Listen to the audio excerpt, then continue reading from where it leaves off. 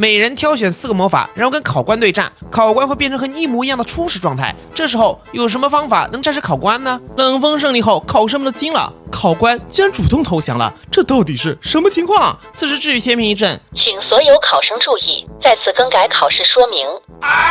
考生们纷纷震惊，祖宗之法不可变啊！圣徒考试这么多年来，只有今天连续变更了2次考试规则，这到底是啥情况？更改规则如下：一、必须装备4个魔法，且必须有进攻性魔法，必须有世俗意义上的魔法搭配。2、考试前考生必须去厕所解决个人问题，必须排空，否则是会作弊。3、禁止任何有损世俗道德的行为。看到修改的规则，你一点都不意外。教廷不论怎么打补丁和完善规则，他们都忽略了一个关键细节，那就是人能承受的心性。这会儿考官另外的心态已经崩了，这心态崩了，什么补丁都没有作用。进入考场后，你自然走向洗手间，另外十分警惕，这家伙就是边境3出之首，那个该死的小凡。之前那些出征战术都是这硬件玩意设计的吧？这会儿他检查了你带的4个魔法，反复看起来都感觉相当合理且正常。辅助魔法共鸣搭配土系魔法大地震颤，可以打出额外波纹震荡。虽然依旧有光属性魔法改观赐福，但这次能够搭配箭矢发射使用，能够提高射击的准确率。但越是如此，他内心就越狐疑，不对劲，10分有9分的不对劲啊！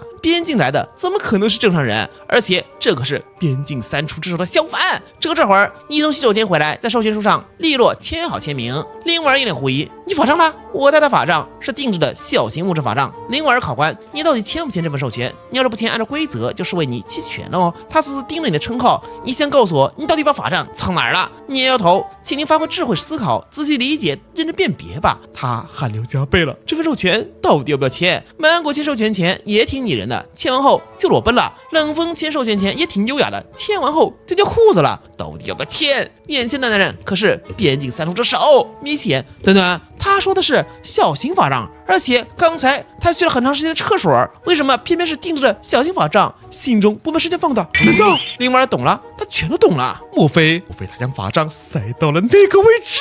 你再次催促灵儿考官，考试开始了，请签署授权。灵儿微微颤抖，有签吗？这只是一个考官的工作而已，值得用一生的荣誉去赌吗？反正都已经弃权1次了，要不摆了。 CPU 疯狂转动，又想起了你的魔法搭配，干扰共鸣的效果是扰乱敌人法杖的施法频率，从而干扰魔法的施展，所以干扰共鸣可以让法杖震动。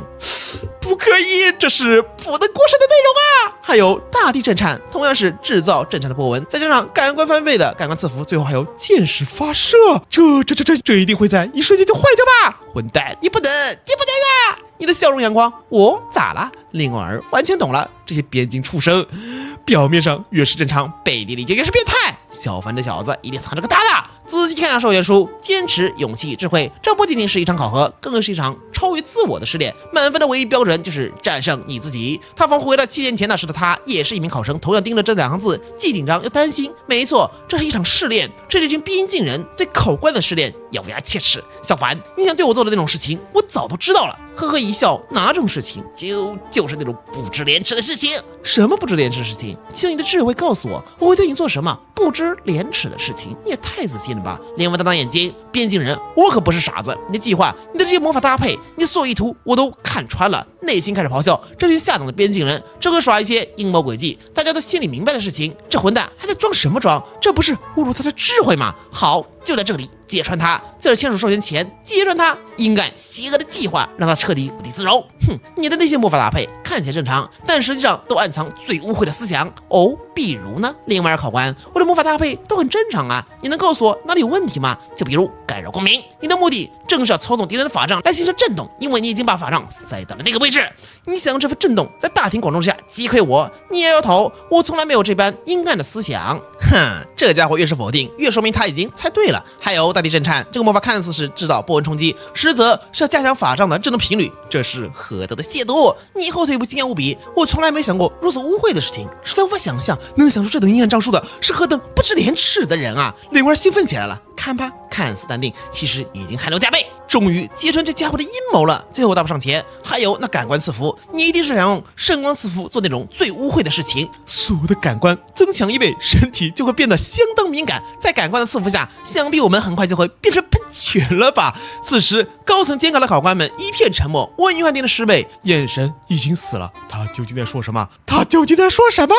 你是帝都的精英贵族大小姐，你代表的是所有的考官，要不要听听看你在说什么？咳嗽一声，大家都知道林婉儿的，她是个正直且骄傲的贵族，是不会做这种无端指控的。另一位考官点点头，没错，虽然林婉儿司铎说的这些话非常惊世骇俗，但毕竟是编进来的准圣徒，也是可以理解的。温云汉大手一挥，再让我们听听看林婉儿的说辞。按照最新规则，不能有违背世俗道德的行为。如果萧凡的计划真这么恶俗，秩序天平一定会暂停考试。你呵呵一笑，那既然我想到了如此肮脏、邪恶又下贱的计划，最后一个魔法箭矢射击又该是为了什么呢？林婉儿越说越兴奋，当然是那里传来的东西，蓝晶晶把枪对射了。你一脸害怕，怎么会有如此污秽邪恶的思想？你有什么证据吗？林婉儿嘴角一歪，我问你，你的法杖去哪儿了？你那所谓的定制小型法杖能拿出来给我看看吗？会赢的，不是赢定了。嘴角风上扬，拿不出来了吧？因为它已经被你藏到那个地方去了，在你去厕所的时候，你就已经偷偷藏进去了。而这正是你整个计划的前提。可下一秒，他看到对面那个小子居然打开衣服，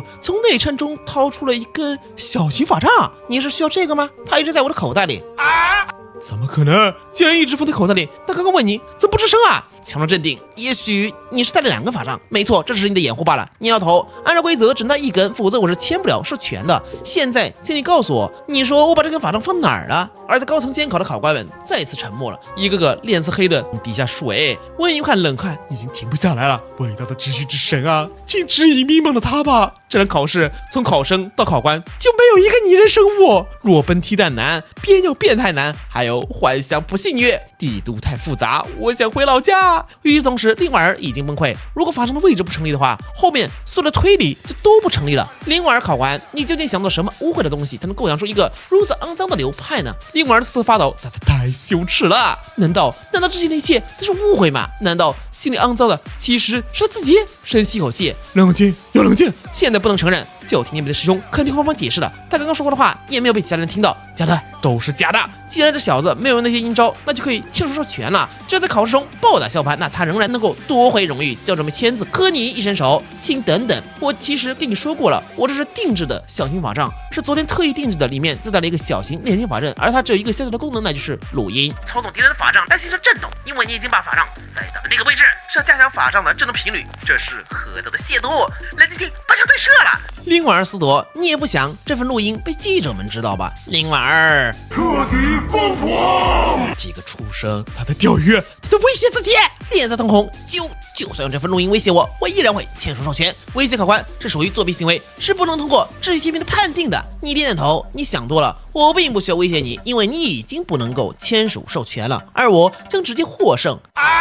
你在说什么啊？紧接着他就看到了你指着规则上的一条禁止任何违背世俗道德的行为。你刚才对我说的那些污言秽语有违世俗道德，偶尔手中的法杖就是证据，所以你将会被你自己定下的规则淘汰。根据圣典第4章第4条，言语骚扰16岁以下未成年人是严重亵渎了神的旨意，这自然是违背世俗道德的行为。没错，这就是你和考官之间智慧的对决。如果我刚刚真的有那些下流亵渎的计划，考官你倒是没事，但我并没有。那么对我说出那些污秽之词的你，就是在骚扰未成年。我将用你定下的规则淘汰你。林婉儿不敢置信，难道你是？你呵呵一笑，没错，我才15岁，你这个下头阿姨。